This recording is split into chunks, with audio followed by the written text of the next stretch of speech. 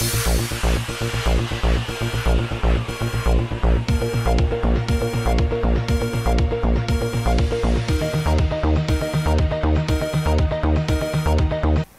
तेलंगाना के जहीराबाद मंडल की welfare party of India की जानिब से मुसलमानों को 12% तहफ़्फ़ुज़ात देने के हुकूमत के वादे को अमली जामा पहनाने पर जोर डालने के लिए सदर पार्टी हाफिज इरशाद की सदारत में एक अज़ीमुशान रैली निकाली गई।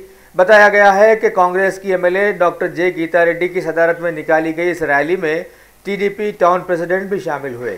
ये रैली जहीराबाद से निकलकर संगारेड्डी पहुंची और जिला कलेक्टर को एक याददाश्त पेश की गई, जहां पर टी जैक के प्रोफेसर कोदंडाराम भी इस रैली में शरीक हो गए। % रिजर्वेशन के लिए welfare party of India Zaheerabad की जानिब से आज एक पदयात्रा का आगाज़ हुआ।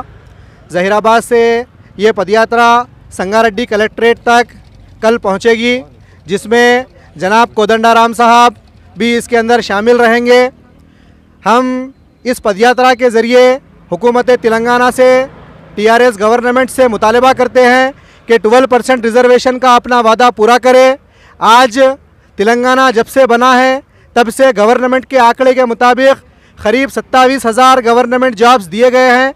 अगर 12% रिजर्वेशन होता, 12% रिजर्वेशन जैसा कि वादा किया गया था 4 महीने में दिया जाता, तो 27,000 में से 12% यानी लगभग 3,000 माइनॉरिटी मुस्लिम फैमिलीज़ को इसका फ़ायदा हो सकता था।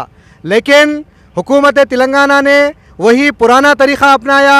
Congress government, BJP government, TDP government की तरह उन्होंने मेजॉरिटी की बुनियाद पर एक साइन किया और सेंट्रल गवर्नमेंट के हवाले कर